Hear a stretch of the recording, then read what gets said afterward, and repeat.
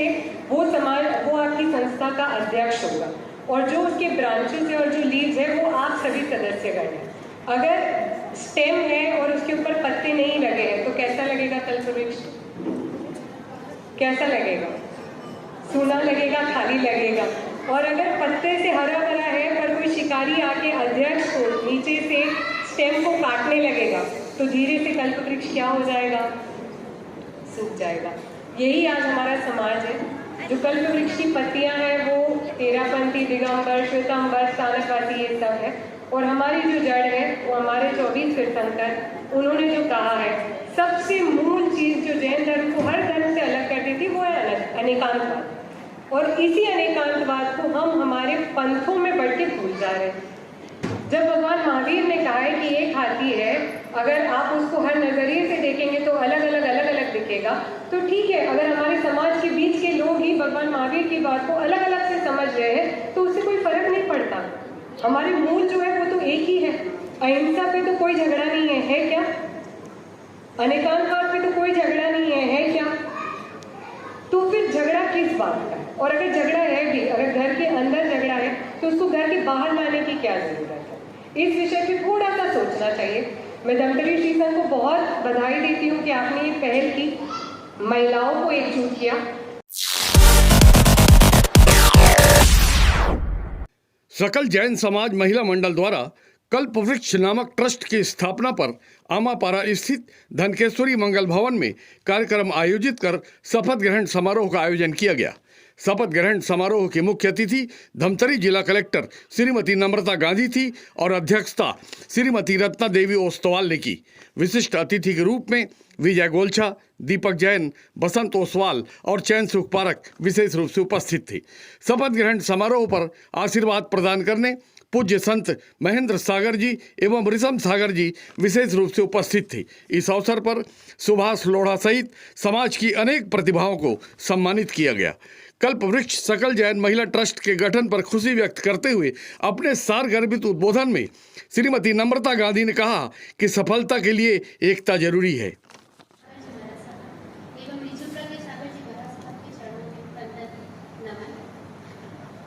मुख्य अतिथि माननीय जिलाधीश श्रीमती नम्रता जी गांधी, कार्यक्रम अध्यक्ष श्रीमती रत्ना देवी जी ओस्तवाल, सकल जैन श्री संघ के अध्यक्ष श्रीमान चैन सुख जी पारक, श्री जैन श्वेतांबर मूर्ति पूजक संघ अध्यक्ष श्रीमान विजय जी गोलछा, श्री वर्धमान स्थानकवासी संघ के अध्यक्ष श्रीमान बसंत जी ओस्तवाल, श्री दिगंबर जैन पंचायत अध्यक्ष श्रीमान दीपक जैन एवं सभी समाज के ट्रस्टीगण एवं उपस्थित समस्त परिजनों को मेरा जय जैन एवं विनयपूर्वक प्रणाम। कल्पवृक्ष सकल जैन महिला ट्रस्ट, इसका मूल उद्देश्य बटे हुए समाज को एक माला में पिरोने का है। जिस तरह एक परिवार को जोड़ने रखने में महिलाओं का महत्वपूर्ण योगदान होता है, ठीक उसी तरह समाज को एकजुट करने के लिए भी महिलाओं की अहम भूमिका होती है। इन्हीं दायित्वों को निभाने के लिए कल्पवृक्ष सकल जैन महिला ट्रस्ट का गठन किया गया है। वो कहते हैं ना, नाउ इट्स हाई टाइम। अब अगर हम नहीं अपने कर्तव्यों को नहीं पालन करेंगे तो हम आने वाली पीढ़ी को क्या देना चाहते हैं ये हमें ही तय करना है।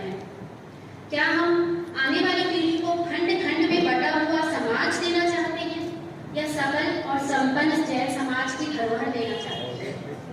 जब तक जुड़ेंगे नहीं तब तक बढ़ेंगे नहीं। पंथ और संप्रदाय में बढ़कर हम अपनी ही शक्तियों को क्षण कर लेते हैं। अब वक्त आ गया है समाज के प्रति अपने दायित्वों को पूर्ण करने का। तो आइए, क्या यहाँ उपस्थित प्रत्येक व्यक्ति और कल्पवृक्ष के समस्त सदस्य एक संकल्प ले सकते हैं क्या कि हम अपना परिचय जहाँ भी कहीं भी देंगे तो सिर्फ जैन से देंगे? क्या हम कर सकते हैं इस चीज का? हमें आज निर्णय करना है। सकल जैन संघ की महिलाएं तो आज हमारा सहयोग दे ही रही है, पर अब हम सकल जैन के समस्त श्रावक गणों से भी आग्रह करते हैं कि आपके सहयोग के बिना हमारा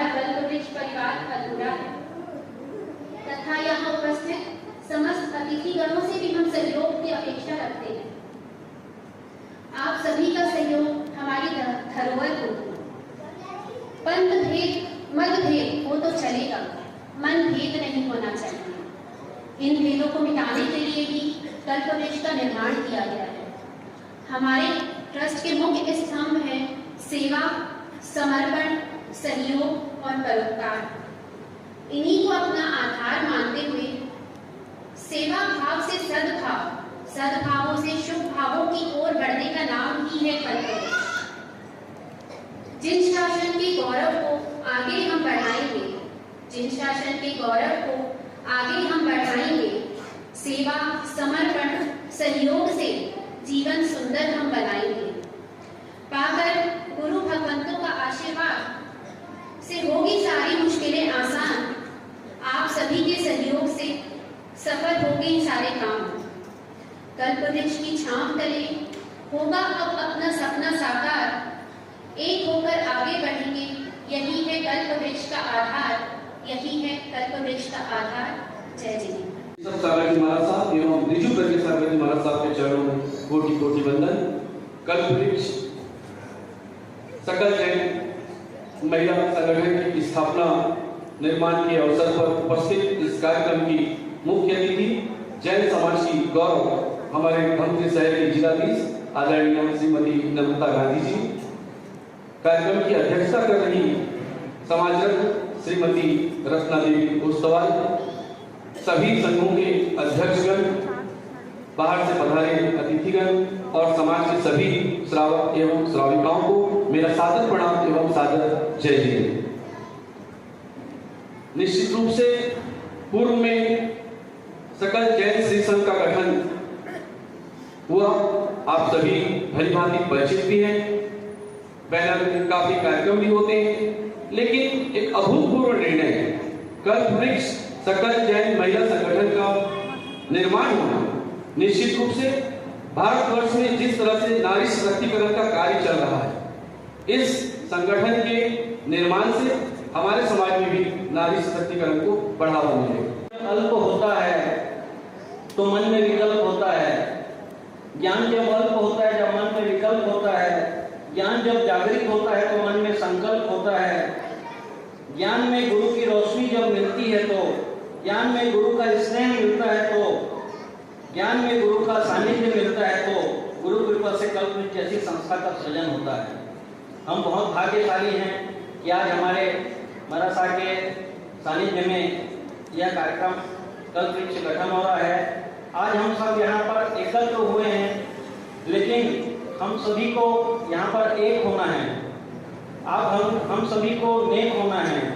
भगवान ने दी है हमें अमूल्य निधियाँ, गुरु कृपा से सेवा करके अपने जीवन को सफल बनाना है। नारी शक्ति के सफलता के आदर्श के रूप में माननीय जिलाधीश महोदय हमारे बीच उपस्थित हैं। मैं बहुत ही उनका अभिनंदन करता हूँ समस्त जैन समाज की ओर से, और चाहूँगा कि आपके मार्गदर्शन से हमारे समाज के युवाओं को प्रेरणा मिले। कल्पवृक्ष सकल महिला संघ का गठन हो रहा है और ये जो कल्पवृक्ष संस्था हमारी गठित हो रही है, उसमें हमारी संस्था परोपकार के अनेक कार्य हमेशा करने के लिए बढ़ चढ़ के हिस्सा लेंगी। मैं आज श्री संघ की ओर से महिलाओं को यह आश्वस्त करना चाहता हूँ कि आप हमेशा कार्य में आगे रहिएगा। फंड की कभी भी कोई भी कमी संस्था की ओर से या हमारे समाज जन के कोई भी परिवार की तरफ से आपको नहीं आएगी। आप बस काम ऐसे करते जाइए और कार्यों को शिखर तक ले जाकर संघ का नाम, समाज का नाम एकदम उचित स्थान में एकदम ऊपर लेके जाइए। यही भावना मैं आज के दिन करता हूँ। क्षेत्र के अध्यक्ष हो, लेकिन किसी विशेष कार्य की जब हमको आवश्यकता होती है तब उसके लिए हमको अध्यक्ष चुना बहुत जरूरी होता है। ट्रस्ट बनाने होते हैं, उस संस्था को आगे ले जाने के लिए एक न एक मुखिया चाहिए। अगर आकाश में उड़ने वाले पक्षी अध्यक्ष और मंत्री आगे हैं, उसके 4 उपाध्यक्ष, मंत्री, सब मंत्री और उसकी बॉडी पीछे है, कैबिनेट उसके पीछे है और उसके सारे मेंबर उसके साथ में चल रहे हैं, ये संस्था कभी भी कमजोर नहीं हो सकती। मुझे पूरा विश्वास है, रूपल से भी पूरा विश्वास है, जो संस्था बनाना चाहोगी वो आपकी ऐसी होनी चाहिए। अध्यक्ष जो कहे वो सर्वोपरि है, उसे हमें मानना ही है। इस जगह पर अभिमान नहीं आता है, लेकिन हमारा स्वाभिमान चलता है और हमें स्वाभिमान को जलाना चाहिए। हम कुछ हैं, आई एम समथिंग, मैं कुछ हूँ, ये भावना हम सब में आनी चाहिए। एक नजारा आकाश में उड़ता है, पक्षी बहुत सारे उड़ रहे हैं, बीच में अध्यक्ष और मंत्री 2 पक्षी हैं और सारों ने बाहर से उसको घेर लिया है। वो कहता है कि पहले काम मेरा कीजिए, पहले काम मेरा कीजिए, पहले मेरा कीजिए। बताइए, ऐसे में कोई ये काम कीजिए, कोई वो काम कीजिए, ऐसे में अध्यक्ष अपना काम नहीं कर सकता। इसलिए अनड्यू इन्फ्लुएंस, जितने भी सदस्यगण हैं वो कभी भी अध्यक्ष पर इस तरह से काम न सौंपे, न थोपे, न सौंपे, न थोपे। अध्यक्ष को अपनी स्वतंत्रता से काम करने का मौका दीजिए। जब आपने सोच समझ कर अध्यक्ष को बनाया है, अध्यक्ष की कुछ बहुत अच्छी क्वालिटीज होती हैं, वो निरपेक्ष होते हैं, वो सक्षम होते हैं, वो नेतृत्व संपन्न होते हैं, काम करने का उनमें बहुत लगन होती है, मिलनसारिता होती है, चेहरे पर मुस्कान होती है और कंधे मजबूत होते हैं। ऐसा अध्यक्ष हमेशा सर्वोपरि माना जाता है। और जो भी कल्पवृक्ष का अध्यक्ष बनेगा, मैं कल्पना करूंगी और मैं विश्वास भी करूंगी कि ये गुण उसमें होने चाहिए। अगर न है तो कहते हैं, हमारे आंगन में एक शब्द आता है, तन्नी सरगा गति कमा।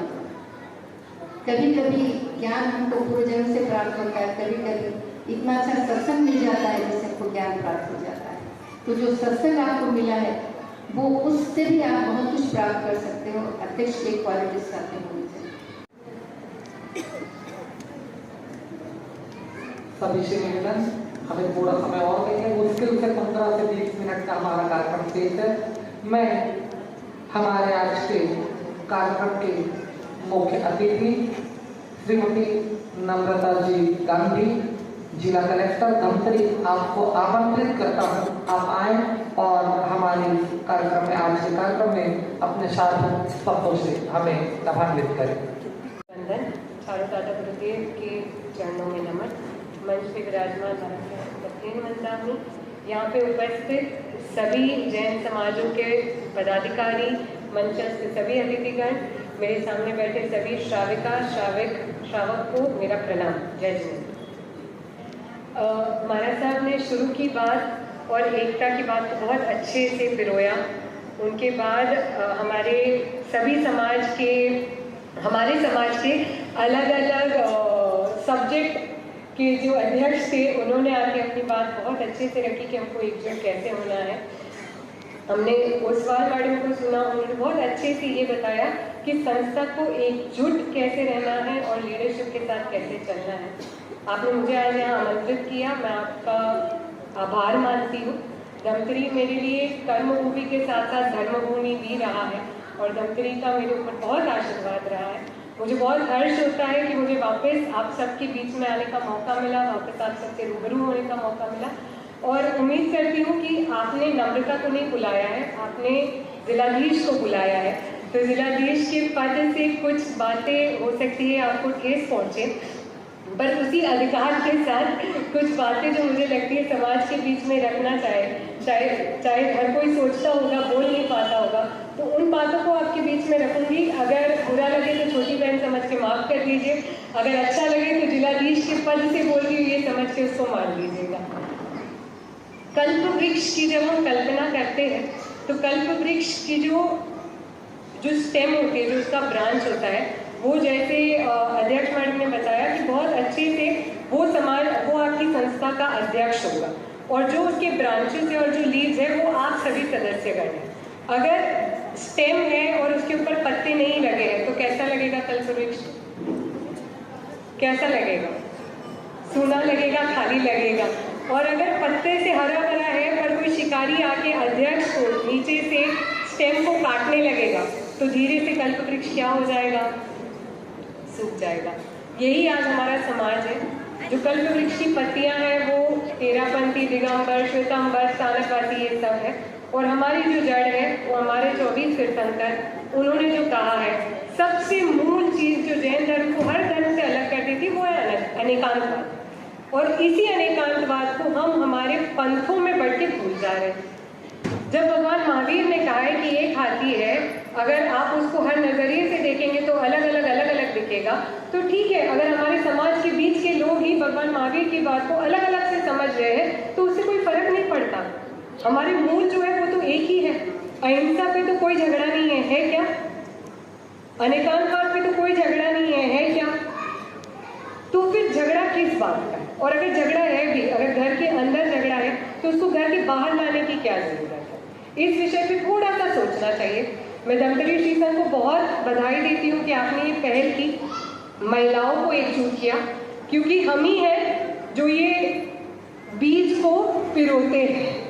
क्योंकि पुरुष जो है वो तो दुकान में रहते हैं, सुबह जाते हैं, रात को आते हैं। बच्चे को समझाने वाला, बच्चे को बताने वाला कौन है? हम हैं। बच्चे को मंदिर ले जाने वाला या मंदिर नहीं ले जाने वाला कौन है? हम हैं। बच्चे को नहीं वो दूसरे पंथ का है या दूसरे धर्म का है ये समझाने वाला कौन है? हम हैं। तो जब हम ही हमारी आदतों को सुधार देंगे, हम ही जब ये समझ जाएंगे कि हमको इन विषयों पे बात नहीं करना है, तो ये ऑटोमेटिकली जो है वो खत्म होते जाएगा। मैं अपनी जिंदगी से बताती हूँ। मैं छत्तीसगढ़ में जहाँ जा रही हूँ, कुछ जगह पे मुझे मंदिर उपलब्ध हुआ है, कुछ जगहों पे जिस मंदिर की मैं मान्यता रखती हूँ वो उपलब्ध नहीं हुआ है, पर हर जगह मुझे साधर्मी मिल गया है। हर जगह मुझे एक जगह ऐसी मिल गई है जहाँ मैं साधर्मिकों के साथ बैठ के अपना भक्ति पाठ, अपना पूजा पाठ, अपना पर्युषण का पर्व या दश लक्षण का पर्व निभा पाई। तो यही तो हमारी स्ट्रेंथ है। इस स्ट्रेंथ को हमको भूलना नहीं चाहिए। मैं आप सबसे निवेदन करूंगी, आप जिस भी पंथ से बिलोंग करते हो, हफ्ते में एक दिन ऐसा होना चाहिए जब हम स्थानक भी जाए, हम दिगंबर मंदिर भी जाए, हम श्वेतांबर मंदिर भी जाए और हम 13 पंथियों के साथ बैठ के उनके हिसाब से भी पूजा पाठ करें। क्योंकि यही पॉजिटिव एनर्जी है। जब आप साथ में बैठ के पूजा पाठ करेंगे, अच्छे विचारों को करेंगे, ये पॉजिटिव एनर्जी आपको पूरा ऊर्जा से भर देगा और इस ऊर्जा के लिए फिर आप देखेंगे कि ऑटोमेटिकली काम होते रहेगा। ऐसा तो नहीं है कि हम अन्य धर्म के लोगों के साथ नहीं बैठते। हम अन्य धर्मों के लोगों के साथ बैठते हैं, तो अपने धर्म के लोगों के साथ क्यों नहीं बैठ सकते? और सुनियोजित रूप से क्यों नहीं बैठ सकते कि हफ्ते में एक दिन तो बैठना ही है, कुछ भी हो जाए। चौव्यार के समय बैठ ले, चौव्यार के बाद बैठे, जरूरी नहीं है इतनी संख्या में बैठे।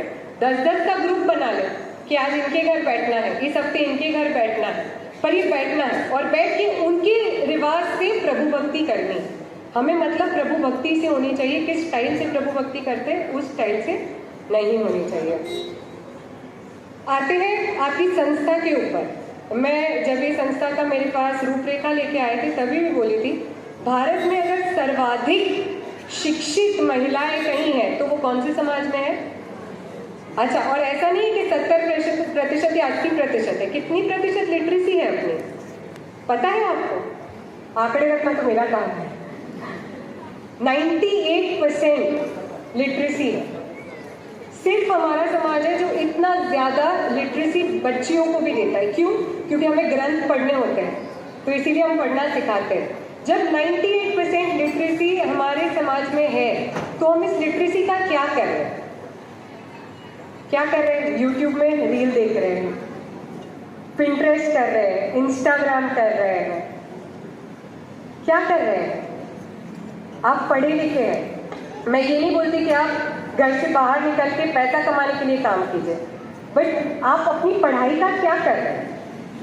ये बहुत बड़ा सोचने का विषय है। और अगर आप अपनी पढ़ाई का कुछ नहीं कर रहे, यूट्यूब कर रहे, इंस्टाग्राम कर रहे, तो कृपया करके अपने बच्चों को मत बोलिए कि मोबाइल मत। वो आप ही से सीख रहे हैं, वो आप ही को देख के सीख रहे हैं। और कृपया करके ये भी मत बोलिएगा कि हमारे पास संस्था के लिए समय नहीं बचता, क्योंकि हमारा परिवार बहुत बड़ा है। क्योंकि उस बड़े परिवार में भी बैठ के ये तो चल ही रहा है, अलग अलग पोस्ट से फोटो खींचना तो चल ही रहा है। बुरा लगेगा, माफ कीजिएगा, पर यही सच्चाई है। और अगर 98% लिटरेट महिलाएं जिस संघ में है, जिस समाज में है, वो अपनी ऊर्जा को उपयोग में नहीं लेके आ रही है, तो समाज का पतन निश्चित। और हम ही उसका कारण है। मैं पुरुष वर्गों को उसका कारण नहीं मानती, उसका कारण हम हैं। क्योंकि हमें जब टाइम चाहिए होता है हम किटी पार्टी के लिए टाइम निकाल देते हैं। हमें जब टाइम चाहिए होता है हम मायके जाने का टाइम निकाल लेते हैं। हमें जब टाइम चाहिए होता है हम रायपुर मॉल घूमने का टाइम निकाल लेते हैं। पर जब संस्था के कार्यों की बात आएगी तब हम बोलेंगे टाइम नहीं। बच्चे 10वीं में हैं, भले तभी पार्टी जाके आए थे हम, पर बच्चे 10वीं में हैं, बच्चे 12वीं में हैं। आपके जैसे मेरा भी परिवार है, आपके जैसे हम भी समाज में रहते हैं। एक जिलाधीश का काम, आप माने या ना माने, आपको लगता होगा सरकार को देख के कि सरकार काम नहीं करती, पर मैं झूठ नहीं बोल रही हूँ। मैं काम सुबह 8 बजे से शुरू करती हूँ तो रात को 12 बजे तक मेरा काम चलते रहता है। उसी बीच में मेरे 2 बच्चे भी हैं, उनको भी पढ़ाना है, सास है, पति है, माँ बाप है, उनको भी निभाना है, समाज में आना जाना भी रहता है। तो ना मैं बच्चों को बोल सकती हूँ कि आपको नहीं देखूंगी, और ना मैं काम को बोल सकती हूँ कि तुमको नहीं देखूंगी। वरना आप आज जिलाधीश को बुलाए, इस पद से 1 साल 1.5 साल में जब हट जाऊंगी तब नम्रता को नहीं बुलाएंगे, क्योंकि आप बोलेंगे कि धमतरी में तो कुछ नहीं की। सीधी बात है ना।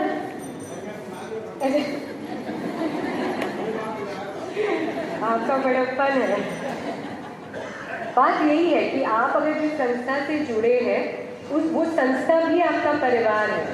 अगर मेरी बच्ची को मेरी ज़रूरत है, अगर उसको बुखार है और एट द सेम टाइम ज़िले को भी मेरी ज़रूरत है, कोई इम्पोर्टेंट मीटिंग है या कहीं पे कोई घटना हो गई है, तो मुझे प्रायोरिटाइज करना पड़ेगा, और प्रायोरिटाइज करके मुझे अपनी संस्था को भी चलाना है, क्योंकि ये संस्था का दायित्व भी मेरे जिम्मे है।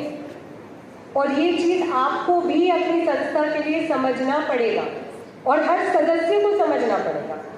मैं आपसे निवेदन ये करूंगी कि संस्था का आज जो गठन हो रहा है, सबसे पहला प्रण ये होना चाहिए कि हफ्ते में कितने घंटे हम संस्था को देंगे, और अगर जब तक अपन ये निर्णय नहीं करेंगे तब तक इस संस्था का कोई मतलब नहीं। और जो आर्थिक दान है उसकी तो जैन समाज में कोई कमी है ही नहीं। मतलब जो हमारे भाइयों ने बोला कि अर्थदान खुले पेटी, ये तो है ही हमारे समाज में। हमारे समाज में श्रमदान की कमी है, हमारे समाज में समय निकालने की कमी है, और हमारे समाज में जो सही कमी है, हम दूसरे समाजों के साथ जुड़ते नहीं हैं। जुड़ते हैं, शादियों में जुड़ते हैं, व्यापार से जुड़ते हैं, पर समस्याओं में नहीं जुड़ते।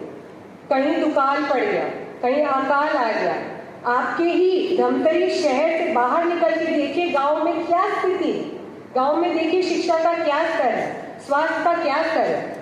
सिर्फ शासन का कर्तव्य नहीं है, अन्य समाज जुड़ता है, हमारा समाज नहीं जुड़ता। हम भी काम करते हैं, बहुत सारे समाज वाले आके बोलते हैं आज ये यहाँ पे दे देते हैं, हम वहाँ जाके पढ़ाना चाहते हैं। हमारे समाज को भी आगे आना पड़ेगा। बहुत ही सिंपल उदाहरण बोल रही हूँ और बहुत बड़ी बात है, शेत्रुंजय को लेके इतना संघर्ष चल रहा है वहाँ डोली वालों के साथ। मेरे जहन में हमेशा ये बात आती है, इतने वर्षों वर्ष से शेत्रुंजय की यात्रा पे हम लोग जा रहे हैं, क्या किसी भी डोली वाले के परिवार का उत्थान किया क्या? किसी भी डोली वाले के परिवार को जाके हमने पूछा क्या तुम्हारा बच्चा कहाँ पढ़ता है? हम वो 1000 रुपये बोलता है, मुझे नहीं 500 से ज़्यादा नहीं देंगे। क्या कर रहे हैं? खुशी खुशी 1000 का 500 और दे दो और उसको बोलो जा अपने बच्चे को अच्छे से पढ़ाना। किया क्या अपन ने? और फिर हम आज बोलते कि शेत्रुंजय में हम हमारे तीर की लड़ाई लड़ रहे हैं। सही लड़ रहे हैं, क्योंकि हमने उनके समाज को कभी अपनाया ही नहीं। हमारे लिए वो केवल एक डोली वाला है जिसका नाम को नाम पता है, ना जिसका पीछे का पता है, ना जिसका आगे का पता है। इतनी हमारी संस्थाएं हैं, क्या कर रहे हैं? आज शिखर जी में भी जो झगड़ा चल रहा है वो इसीलिए क्योंकि वहाँ का जो आदिवासी समाज है वो बोलता है कि नहीं हमारा भी है। अगर सालों साल से शिखर जी के जो आदिवासी समाज है उसको भी अपन अपना के चले होते तो आज ये झगड़ा नहीं होता। और ये हकीकत है जिसको हमको समझना है, इन हकीकतों को हमें अपनाना भी है और हमारे समाज को राष्ट्र के निर्माण में जोड़ना है। राष्ट्र के निर्माण की हर कड़ी में हमारे समाज का योगदान होना चाहिए, हमारे बच्चों का योगदान होना चाहिए। बोलते जैन 25% टैक्स देते हैं, टैक्स देके हमारा फर्ज खत्म नहीं होता है। टैक्स हम इसलिए देते हैं क्योंकि हमारे पास बुद्धि ज़्यादा है तो शायद अपन बिजनेस ज़्यादा अच्छे से कर सकते हैं, बट वहाँ पे हमारा फर्ज खत्म नहीं होता है। समाज के प्रति हमारा बाकी भी योगदान है जिसको हमको निभाना चाहिए। संस्था की बात आएगी, सबसे पहला आप डिसाइड कीजिए कि हफ्ते में कितने घंटे या महीने में कितना घंटा हर सदस्य संस्था को देगा।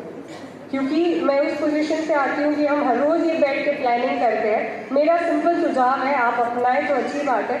हर संस्था के सदस्य के पास एक कार्ड होना चाहिए, जैसे पाठशाला का कार्ड होता है, हर दिन कितनी गाथा की, जिसमें ये होना चाहिए कि महीने में उसने कितना योगदान किया, जिसको may be her ward wise आपके एक अध्यक्ष हो सकते हैं जो साइन कर ले कि हाँ इन्होंने वास्तव में इतना काम किया। अकाउंटेबिलिटी भी तो ज़रूरी होती है। कि हम कितना काम कर रहे हैं संस्था के लिए, छोटा काम हो या बड़ा काम हो। दूसरा जो बहुत ज़रूरी है, आपके पास एक लॉन्ग टर्म प्लान होना चाहिए और एक शॉर्ट टर्म प्लान होना चाहिए।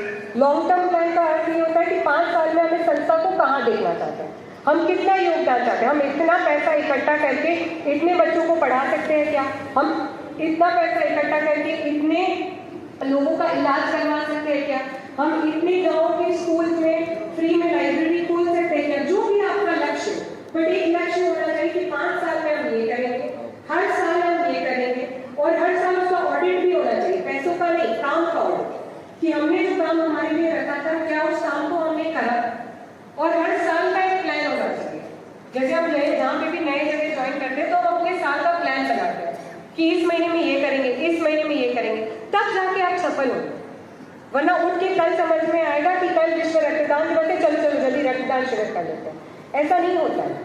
एक सुनियोजित रूप से आपको सोचना पड़ेगा कि जनवरी में ये करेंगे, फरवरी में ये करेंगे, एंड सो ऑन टिल दिसंबर। या आप पर्यूषण से पर्यूषण चला लीजिए, या महावीर जयंती से महावीर जयंती चला लीजिए, पर एक लक्ष्य होना चाहिए कि हमारा साल कब शुरू होगा और साल कब खत्म होगा और साल के अंत में हम क्या करेंगे, और फिर उसको एक उत्सव के रूप में मनाएं कि हमने इस साल में एक्चुअली इतनी गतिविधि की। एक रिपोर्ट कार्ड रखें, हम बच्चों से तो मांगते हैं ना रिपोर्ट कार्ड, है ना, कितना पढ़े साल में, टेस्ट देने के लिए कैसे तैयारी करवाते हैं। जब बच्चे के पीछे परीक्षा देने के लिए इतना करवाते हैं तो हमारी भी तो परीक्षा का समय है, ये हमारी परीक्षा है। पुरुष वर्ग बुरा नहीं मानेंगे, उनके लिए बहुत आसान होता है, ठीक है अभी इनको नया नया जोश लगा है, संस्था बनानी है, चलो बना लेने देते हैं, देखते हैं कितना चलेगा। ये आपकी परीक्षा है, क्योंकि जब संस्था चलानी होगी तो वक्त बेवक्त भी अपना योगदान देना पड़ेगा, और वो वक्त बेवक्त अगर आप अपना योगदान नहीं दोगे तो ये संस्था नहीं चल पाएगी। और पुरुषों को भी, श्रावकों को भी ये चीज़ को समझना पड़ेगा कि जैसे आप अपनी दुकान बधा के संस्था के काम में जाते हैं, रात को 11 बजे आते हैं, हो सकता है महिलाएं भी चौबयार करवा के अपने संस्था के काम में जाएगी, घर पे आके बच्चों को आपको भी थोड़ा पढ़ाना पड़ेगा, इस दायित्व को भी लेना पड़ेगा। ये बहुत ज़रूरी है हमारे समाज को आगे बढ़ने के लिए कि हम कामों को सही से बांटें। अंत में बस एक बात कहना चाहती हूँ, जब भी मैं अपने शास्त्र पढ़ती हूँ या महापुरुषों के चरित्र सुनती हूँ, मुझे चुभता है। क्या चुभता है? क्योंकि हमेशा उसमें कहा जाता है कि स्त्री का स्वभाव चंचल होता है, स्त्री जो होती है वो वैर का कारण होती है, स्त्री जो होती है वो झगड़े का कारण होती है, स्त्री मोह का कारण होती है, स्त्री माया का कारण होती है। आप कभी भी चरित्र का श्रवण करेंगे तो ये चीज़ आती है। जब जब ये चीज़ आती है मुझे बहुत दुख होता है, फिर मैं अपने आप को एकत्रित करती हूँ और सोचती हूँ ये उस समय का शास्त्र है और ये शायद किसी पुरुष ने लिखा था, पर शायद मुझे ये चीज़ बदलनी है। मैं अपने व्यवहार को कॉन्स्टेंटली देखती हूँ और स्पेशली जब किसी महिला के साथ होती हूँ तो और बारीकी से देखती हूँ कि क्या मैं उसको जज कर रही हूँ। अगर वो मुझे बोल रही कि नहीं मुझे समय नहीं मिल रहा तो क्या मैं उसको जज कर रही हूँ कि नहीं ये टाइम वेस्ट कर रही है। या मैं अपने रिश्तेदारों में होती हूँ तो जब उन महिलाओं से बात करती हूँ तो कहीं ना कहीं उनकी परिस्थिति समझने की कोशिश करती हूँ और अपने स्वभाव को सुधारने की कोशिश करती हूँ कि जो शास्त्र में स्त्री के चरित्र का वर्णन किया है वो आज नहीं तो कल बदलेगा, आज नहीं तो कल ये बोलने पे हमारा समाज मजबूर होगा कि नहीं, स्त्री जो होती है वो प्रबल होती है, स्त्री जो होती है वो आगे देखने वाली होती है, स्त्री जो होती है वो समाज को जोड़ने वाली होती है, स्त्री जो होती है वो बच्चे को अच्छी परवरिश देके एक अच्छा इंसान बनाने वाली होती है। पर उसकी शुरुआत मुझसे है, मुझे वैसी स्त्री बन के समाज को दिखाना पड़ेगा और मेरा ये प्रयास रहता है। अगर आप सब अपने प्रयास के साथ इस संस्था के कार्य में जुड़ जाएंगे तो वो वक्त दूर नहीं है कि धमतरी की ये पहल, कोरोना के समय में धमतरी समाज एक लौता समाज था जिसने पूरे भारतवर्ष में पूरा पर्यूषण किया था, अच्छे से किया था।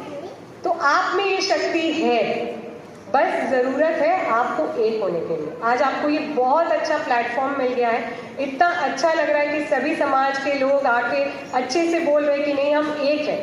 आगे अब करना है, इसको मैनेज करके करना है। और अंत में मेरा अगर मानेंगे तो 2 विषय है जिसमें समाज को भारतवर्ष के लिए बहुत ज़्यादा जोर देने की ज़रूरत है। पहला है शिक्षा और दूसरा है स्वास्थ्य। शिक्षा और स्वास्थ्य के क्षेत्र में हम अच्छा है मंदिर बनाते हैं, अच्छा है धर्मशाला बनाते हैं, भोजनशाला बनाते हैं, सब साधुवाद, पर जब तक हम शिक्षा और स्वास्थ्य के क्षेत्र में हमारे भारत को आगे नहीं बढ़ाएंगे तब तक हम पिछड़े रहेंगे। और एक पहल आज से शुरू कीजिए। माननीय प्रधानमंत्री जी ने परसों परीक्षा पे चर्चा हो रही थी, मुझे नहीं पता आप में से कितनों ने सुना, मैंने सुना था, और उन्होंने मेरे ही एक थॉट को प्रधानमंत्री जी ने अपनी बात में कहा कि 5-5 अगर पेरेंट्स का ग्रुप बन जाए और हर हफ्ते किसी एक पेरेंट के साथ बैठ जाए तो आपके बच्चों का टेंशन कम हो जाएगा। उसी चीज़ को मैं अपने समाज के परिप्रेक्ष्य में देखती हूँ। अगर 5-5 अलग पंथों के लोग साथ में हफ्ते में बैठना शुरू कर दे तो ये जो दीवारें हैं वो अपने आप गिर जाएगी। अभी दिक्कत ये है कि हम एक दूसरे के साथ बैठते नहीं, हम एक दूसरे के साथ खाना नहीं खाते, क्योंकि आपके साथ अगर किसी का मन लग गया ना तो फिर आप ये नहीं देखते कि वो कौन से समाज का है, कौन से धर्म का है, वो सब चीज़ें दूसरी हो जाती हैं। तो ये बैठना शुरू कीजिए। मेरी तरफ से बहुत बहुत शुभकामनाएं इस पहल के लिए। मैं उम्मीद करती हूँ कि जितना मेरा कार्यकाल धमतरी में रहेगा, आपके संघ के साथ, आपके समाज के साथ, आपके इस कल्प वृक्ष के साथ मुझे बहुत अच्छा काम करने का अवसर मिलेगा। और जब मैं संस्थाओं के साथ काम करूँ तो कल्प वृक्ष सबसे आगे आके खड़ा रहेगा कि नहीं, हम आपके साथ खड़े। धन्यवाद। जय हिंद।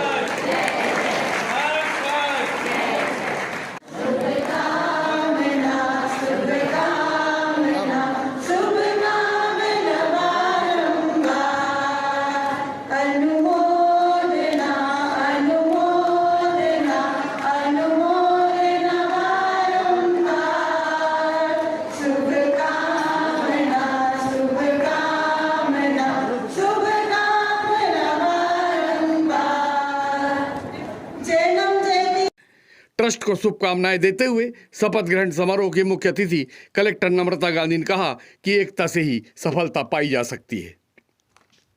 जो ट्रस्ट का गठन हुआ है जैन महिला मंडल का, इसको कितनी शुभकामनाएं देंगे, और पढ़बो धमतरी कैंपेन, ये दोनों के बारे में कुछ बता देंगे तो सुविधा होगी। आज जो सकल जैन संघ धमतरी का महिला विंग का गठन हुआ है, उस पर मैं पूरे सकल जैन संघ धमतरी को बहुत बहुत शुभकामनाएं देती हूँ। आज समाज के हर समाज में भारत के लिए ज़रूरी है कि हम एक हो, हम उसको किसी भी मंच पे एक हो, धर्म के मंच पे एक हो, संप्रदाय के मंच पे एक हो, हमको विभिन्नता अपने आप में रखते हुए हमको एक होना ज़रूरी है। तभी हम भारत को अमृतकाल में और आगे ले जा पाएंगे और भारत की जो ज़रूरतें हैं शिक्षा और स्वास्थ्य, उसमें हम आगे बढ़ पाएंगे। मैं धमतरी के सकल जैन संघ को बहुत शुभकामनाएं देती हूँ कि इस एकता की तरफ उन्होंने आज एक कदम उठाया।